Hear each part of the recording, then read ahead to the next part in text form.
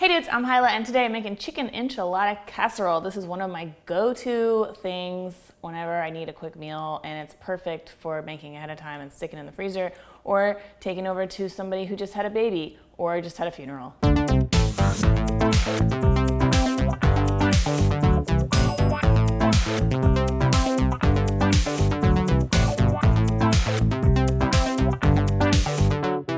For the chicken part of the chicken enchilada casserole, I've got some shredded chicken here. You can use leftover chicken, you can use rotisserie chicken. I just poached some bald eagles. Just kidding, that was a poaching joke. I poached some chicken thighs and shredded it up. Breasts is fine. Breasts are always fine, guys. Just remember that, you can always use some breasts. I'm gonna add about a cup of salsa verde. Now, if I am feeling ambitious, I'll make a big batch of this and store it in the freezer in little 2-cup portions like this. If I'm less ambitious, then I will buy a 16-ounce jar of salsa verde. It matters not. So we're gonna put some of that on there, and then we're gonna add some sour cream. You wanna make sure you get the kind that says pure and natural, because you definitely don't wanna buy the fake and disgusting sour cream. A cup of sour cream. You can use low fat if you want. This is full fat, because I do not give a heck. I find that when you mix the salsa and the sour cream with the chicken, it kind of coats the chicken. So if you do want to freeze this for later, it keeps the chicken from getting like dried out in the freezer. So we're just gonna mix this all together. Looks great. This was the casserole that I made for myself before Chef Baby was born, and put a couple in the freezer so that I would have delicious chicken enchilada casserole whenever we had a newborn baby. Okay, so layering time. Got corn tortillas here. I'm just gonna cut these in half. And I do this in this little 7x11 dish because there's really just the two of us that I'm feeding most of the time. But if you wanted to double it and do it in like a 9x13 or something, that'd be fine too. So you just wanna lay them in to cover it, and totally great if they overlap a little bit. I'm gonna plop some of our chicken mixture on top of there, about half of it. Oops, whoa. That piece went awry. Is it just me, like whenever I'm reading and I see the word awry, in my brain, I read it as awry, like every single time, and I'm always like, what the hell does awry? Oh, it's awry. Every time it gets me. Every damn time.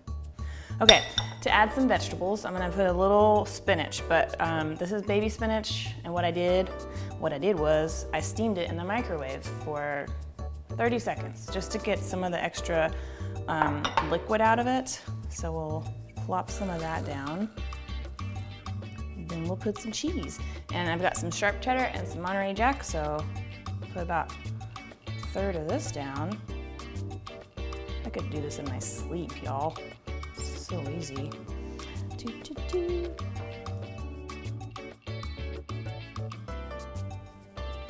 Kind of flatten it out a little bit. Put a little more sauce right on top of this layer. Gotta keep those tortillas nice and juicy, y'all. It's not the right word for this. The rest of the chicken. And if you wanted to do this vegetarian, you actually could totally leave out the chicken and replace it with some corn and some beans. Pinto beans, I think, would be really good with the sour cream. A little more spinach, a little more cheese. Let's make a pretty little design on top.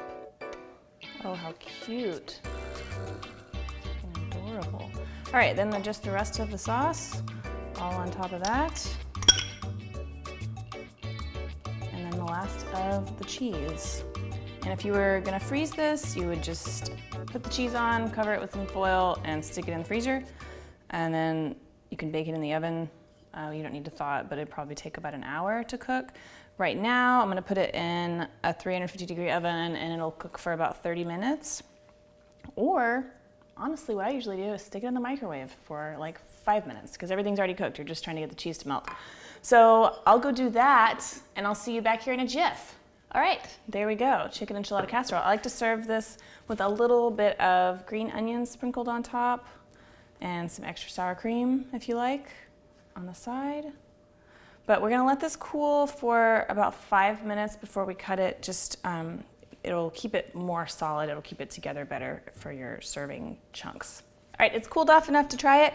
Now, if you want to make your own salsa verde to make this recipe. I've got a video for that, so I'll put a card up here. And then if you want another enchilada recipe, a more, not more traditional, just as non-traditional Tex-Mex style enchilada, I did a chili cheese enchilada video a few months ago, and that is one of my favorite recipes ever. I love tart salsa verde with chicken and the creamy cheese and the sour cream. It's just like so comforting, this dish. I hope that you make this. I hope that you share it with someone that you love.